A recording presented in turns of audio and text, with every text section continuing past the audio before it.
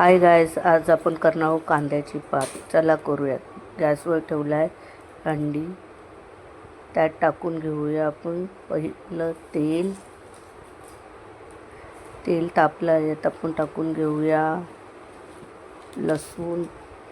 लसूण छानपैकी लालसर होईपर्यंत तळून घेऊ. लसूण लालसर झालेला आहे. आता आपण त्यात टाकून घेऊया कांदा. हे कांद्याची पातीचाच कांदा आहे.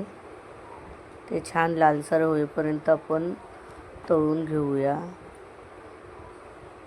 कांदा आपला लालसर झालेला आहे. आता त्यात टाकून घेऊया आपण टॅमॅटो. छानपैकी ते मिक्स करून घेऊया. आता आपण त्यामध्ये टाकून घेणार आहोत मीठ, हळद. मिक्स करून घेऊया. आता आपण त्यामध्ये टाकणार आहोत लाल तिखट मसाला.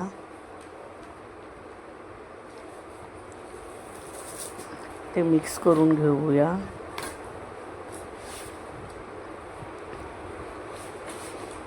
आपला मसाला मिक्स करून झालेला आहे.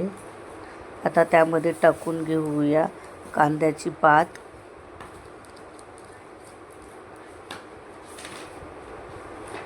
ते सर्व मिक्स करून घेऊ आपण.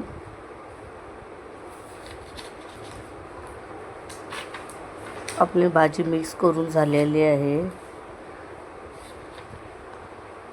आता त्याला आपण 5 मिनिटं झाकून ठेवू. आपली भाजी तयार झालेली आहे. आता उघडून बघूया. हे पहा, आपली भाजी तयार झालेली आहे.